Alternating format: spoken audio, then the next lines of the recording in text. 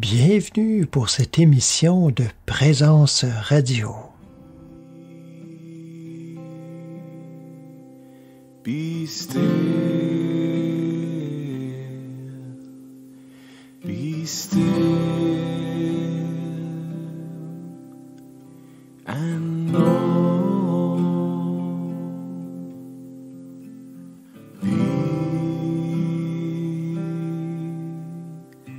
be still, be still. And know, 'cause I am that I am, and God is I. Bonjour à tous et toutes, bienvenue pour cette mini-série sur le yoga du Christ. Alors, c'est la deuxième partie aujourd'hui. Et puis, peut-être qu'il y en a qui se demandent, donc, qu'est-ce que ça a rapport, le yoga et le Christ? J'en ai parlé un peu dans la première émission quand même, où je mentionnais les différents... qu'est-ce que le yoga, qu'est-ce que ça veut dire, hein? Que c'est une voie d'union. Donc, on a ça dans toutes les spiritualités. On pourrait dire le yoga de Mohammed, le yoga de n'importe qui, en fait, qui pratique une voie d'union au divin. Et je parlais aussi, puis ça, je trouve ça intéressant, merci à Gita qui m'a envoyé un texte sur les différents yogas, comme j'ai parlé dans la première partie, hein. J'ai parlé des trois principales branches du yoga, donc le yoga de la connaissance, yoga de l'amour, du cœur, de la dévotion, hein, et du yoga du service. Et puis, le texte que Gita m'a envoyé, c'est un bon texte d'un auteur, d'un maître spirituel, Robert Adams, un disciple américain de Ramana Maharshi, donc de la non-dualité, donc de l'avou, qui fait partie de la voie de la connaissance. Et il disait ça un peu de façon très simple, voire peut-être un petit peu simpliste même, et même réducteur, parce que il disait, le yoga de la connaissance, c'est pour ceux qui sont de caractère ou de préférence intellectuelle. Ceux qui sont plus émotionnels vont être plus attirés vers ce yoga de la dévotion, le bhakti yoga, et ceux qui sont plus actifs, voire même hyperactifs, vont être attirés vers le yoga du service. Mais bon, il a donné cette explication-là tout simplement pour juste en donner un bref aperçu, mais c'est tellement plus que ça, hein. Comme je vous disais, j'en ai parlé un peu là, la semaine dernière, donc j'y reviendrai pas trop, mais je voulais mentionner que ce que j'appelle le yoga du Christ, c'est un yoga... une synthèse, on pourrait dire, qui englobe tous ces aspects. C'est pas juste un yoga tourné vers l'amour, ni un yoga tourné seulement vers la connaissance ou un yoga seulement tourné vers le service désintéressé, mais une voie d'union, hein, pour le dire autrement, une voie d'union complète, totale, qui inclut tout cela. C'est ce que moi je vois et que je comprends dans l'enseignement du Christ. Et c'est pas une voie qui est toujours évidente, particulièrement si on part des textes principaux qui sont les évangiles. C'est pas toujours évident parce que on s'attend à avoir une méthode, on s'attend à entendre des instructions claires. Et puis, c'est tellement pas le cas. Au sens, je pourrais dire au sens bouddhiste, par exemple, où on dit, on fait telle façon, bouddhisme tibétain, par exemple, on répète tel mantra, ou dans l'hindouisme, dans différents yogas, où il y a des choses très, très, très codifiées, c'est pas compliqué, c'est pas compliqué, c'est pas nécessairement facile, mais on sait comment l'appliquer. Et ce qui n'est pas le cas, parce que dans le yoga du Christ, parce que c'est un yoga d'exemple. Et sa méthode, c'est sa vie. Sa méthode, c'est l'esprit qu'il a laissé. Donc, on a à faire preuve de maturité, de curiosité aussi, parce qu'il faut chercher ce Dieu dont il nous parle, dont Yeshua, le Maître, nous parle. Et donc, on ne nous donne pas tout cuit dans le bec. On dit, regarde, ça se peut, je vous le démontre par mon expérience, je vous le démontre par, il l'a démontré à cette époque-là par différents miracles. Je vous laisse cet esprit-là, ce même esprit-là, en fait, qui a toujours été disponible, là, mais dit, bon, je vous l'ai démontré, preuve que vous pouvez faire de même à votre tour. Alors, je dirais pour nous aujourd'hui, mais dans le fond, c'est de tous les temps et depuis toujours, et dans toutes les traditions aussi, on se doit de se poser la question, mais qu'est-ce que Dieu? C'est quoi ça? Cette affaire-là, je vais le dire, là, cette affaire-là, cette personne ou cette... Je ne sais pas comment on le conçoit, comment vous le concevez. Écrivez-moi, parlez-moi-en un petit peu, là. Mais c'est ça. Comment ça se passe? C'est quoi? C'est qui? Alors, bien sûr, si on est d'un tempérament où on a besoin d'une forme, je dirais, ben, on a tendance à personnaliser. Et c'est ce qu'on a fait beaucoup avec Yeshua, hein, Jésus-Christ. Donc, on en a fait... j'oserais dire une idole, malheureusement.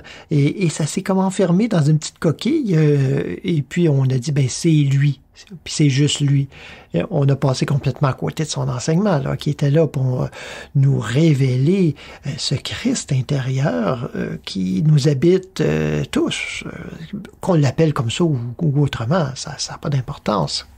Et d'autres vont plutôt se dire, ben, voyons donc, c'est des fables, ça, cette histoire de Dieu, d'une puissance qu'on imagine encore extérieure. Et on a tout à fait raison de dire que ça n'a pas d'allure et que ça n'existe pas. Parce qu'il n'y en a pas de ça, effectivement. Et souvent, on va un petit peu tout balancer, tout rejeter, puis on va se dire, ben, moi, je vais chercher quelque chose qui est sûr, je vais rechercher qui suis-je? Et ça, c'est les deux questions. Les deux questions fondamentales, et puis je vous dirais qu'on peut en prendre une ou l'autre, dépendamment, encore une fois, de notre tempérament ou de l'état d'esprit dans lequel on se trouve. Et puis, ne vous inquiétez pas, vous allez arriver à la même place. Ça peut sembler étonnant. Qui est Dieu? Qui es-tu, Dieu? Et, ou comme François d'Assise, grand mystique, hein, pas mal plus que ce qu'on peut imaginer, parce qu'on s'imagine, bon, il était là, il parlait aux petits oiseaux, puis c'était un écologiste avant son temps, mais non, c'est beaucoup plus que ça. Et puis cette question-là, François, il se la posait des fois des nuits de temps, sans cesse, il répétait, comme un mantra, qui es-tu, Seigneur, et qui suis-je? Qui es-tu, Seigneur, et qui suis-je? Vous voyez les deux questions fondamentales. Je pense qu'il voulait être certain de ne pas se tromper. Il dit, moi, je mets une ceinture puis des bretelles. Alors, qui es-tu, Seigneur, et qui suis-je? Si on a cette volonté de trouver qui est ou qu'est-ce que Dieu, eh bien, on pose cette question-là. Hein? Révèle-toi à moi. Des milliers de mystiques, c'est-à-dire des gens qui ont fait l'expérience de Dieu, ont suivi cette voie et ont posé cette question inlassablement et même jusqu'à se fâcher, jusqu'au point du découragement des fois et même de prêt à perdre sa vie. Alors, et c'est à ce point-là, hein, si on veut trouver Dieu, il faut aller jusqu'au bout. Et d'autres se sont retirés, et c'est pas nécessaire de se retirer dans une grotte dans l'Himalaya, mais se sont retirés intérieurement à tout le moins, et se sont mis à se poser cette question, mais qui suis-je? Ou qu'est-ce que ce je? D'où est-ce que ça vient? Quelle est l'origine de ce je? Je, hein, on parle de l'être-té. Alors c'est fascinant. je vous invite, en tout cas, tout de suite, à faire une méditation, en fait, avec ce chant-là du noble chemin. Qui siete voi, dolcissimo Signore, e chi sono io? Ça veut dire, qui es-tu, mon doux Seigneur, et qui suis-je? Oh, c'est un chant sur cette prière de François d'Assise dont je vous parlais un petit peu plus tôt.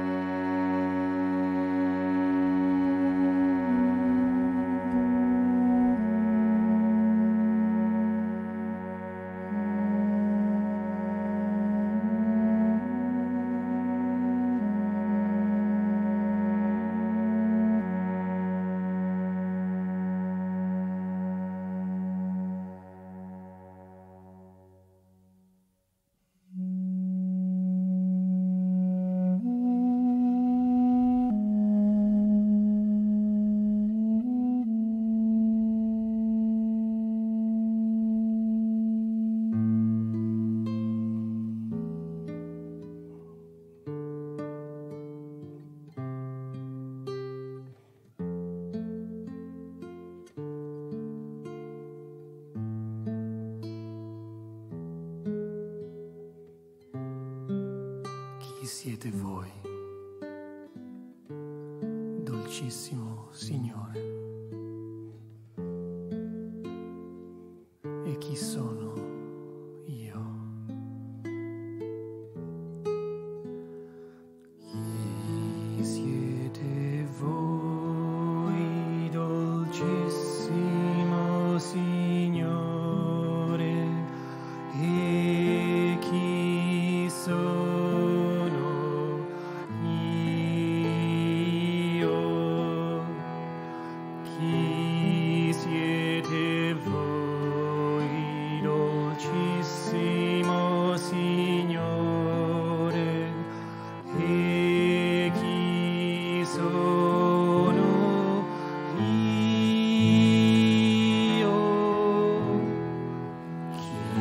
Chi siete voi, dolcissimo Signore? E chi sono io? Chi siete voi, dolcissimo Signore? E chi sono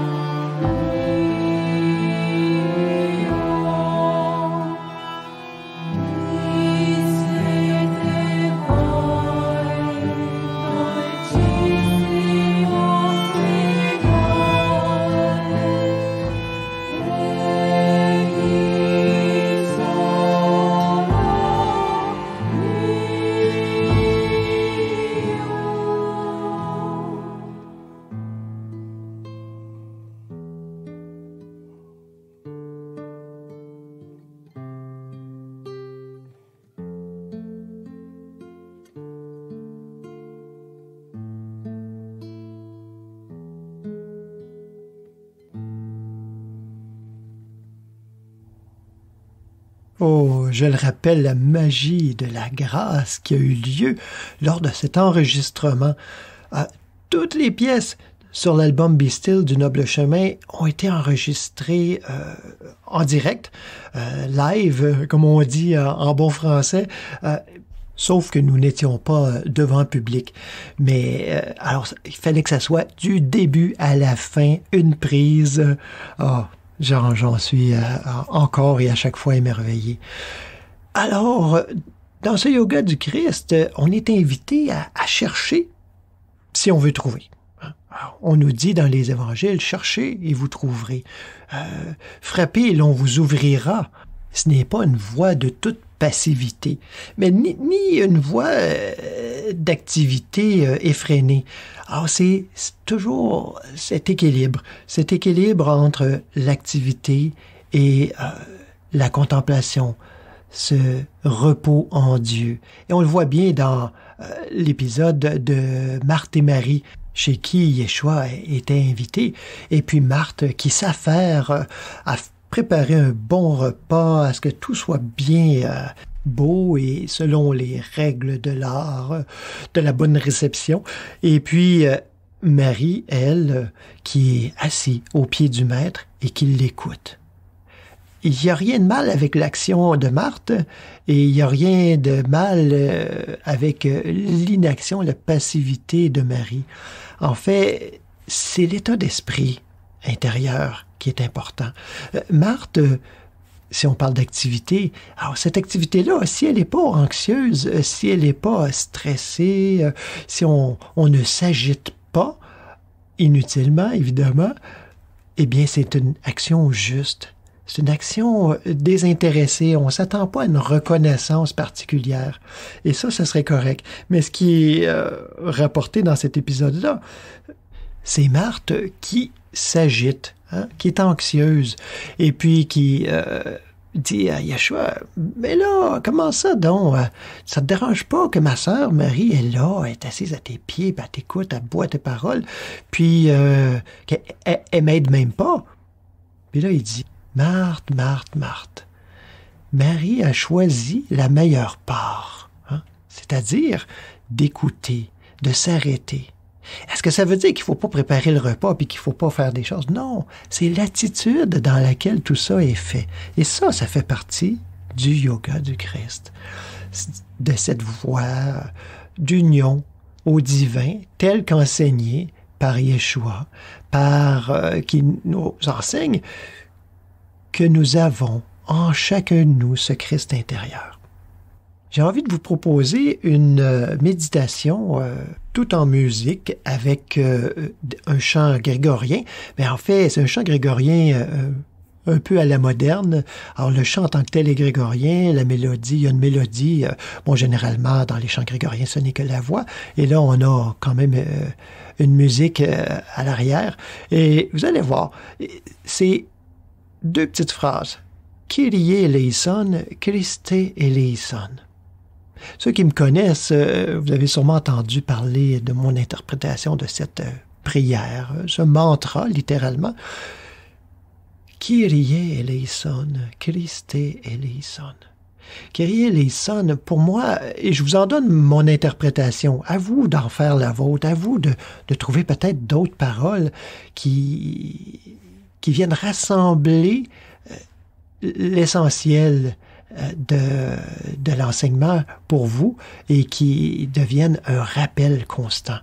Alors, Kyrie eleison, qu'on traduit traditionnellement, et à mon avis très faussement, par « Seigneur, prends pitié ». Kyrie, Seigneur, eleison. Eleison vient de la racine éléos grecque, qui signifie l'huile, ce avec quoi on prend soin. Ah, vous voyez, on n'est pas dans un abaissement, on est dans une disponibilité. C'est se rendre disponible à être pris soin. Se rendre disponible à cette douceur qui est l'huile.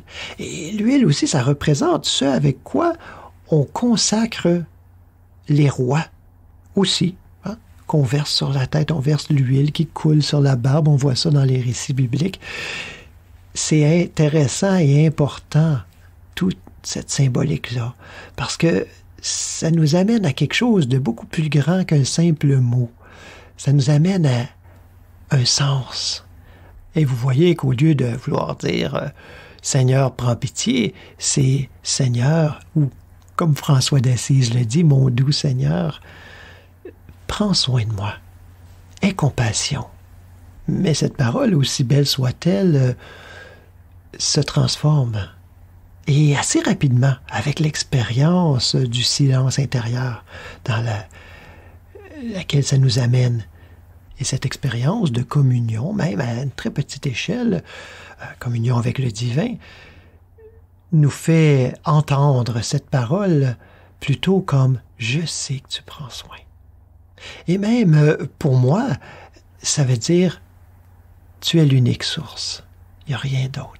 Cette huile qui coule, qui s'écoule inlassablement, infiniment, sans aucun manque. Tu es la source.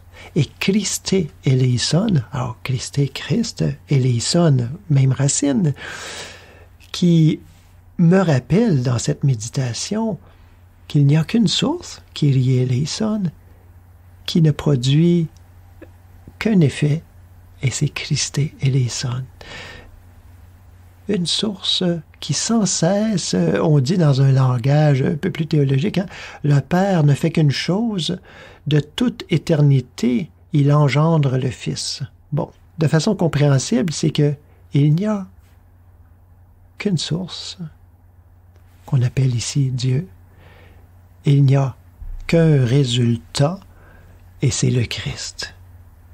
Ce Christ intérieur que l'on peut reconnaître par ce je au milieu de chacun de nous, qui, on se rappelle, si on trouve le sens de ce je, c'est pas une énigme là, mais si on trouve, on sent, on goûte, on se laisse disponible à notre réelle identité, pas à quelque chose d'extérieur qui va arriver à un moment donné, mais qui est là de toute éternité, si on lui laisse la place, c'est ce qui s'exprime. Toujours est-il qu'il faut en trouver le sens, qu'il faut avoir la compréhension juste. Si on part d'une idée d'un Dieu vengeur, d'un Christ unique séparé de nous, etc., on ne peut pas avoir l'expérience d'unification, l'expérience de communion au divin. On peut juste avoir quelque chose de séparé, de culpabilisant, de décourageant. Alors, tournons-nous vers l'intérieur. Réalisons qu'il n'y a qu'une source de toute éternité. Il n'y en a jamais eu d'autre. C'est pas une bataille divine là, qui se passe. Et que ce que cette source produit, c'est le Christ intérieur. Moi, vous, et tous les êtres autour de nous. Bonne méditation.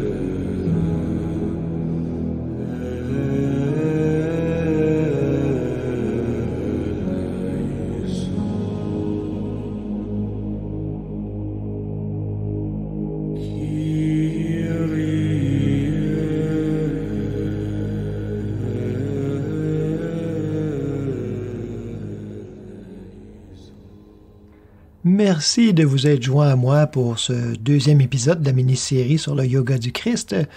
Je terminerai la semaine prochaine avec un troisième et dernier épisode sur ce sujet, bien que je pense que je pourrais facilement faire non pas une mini-série, mais une extra longue série sur ce sujet qui est infini et vraiment fascinant quand on s'y investit par la méditation, par la compréhension, par cette dévotion intérieure, cet amour qu'on laisse éclater.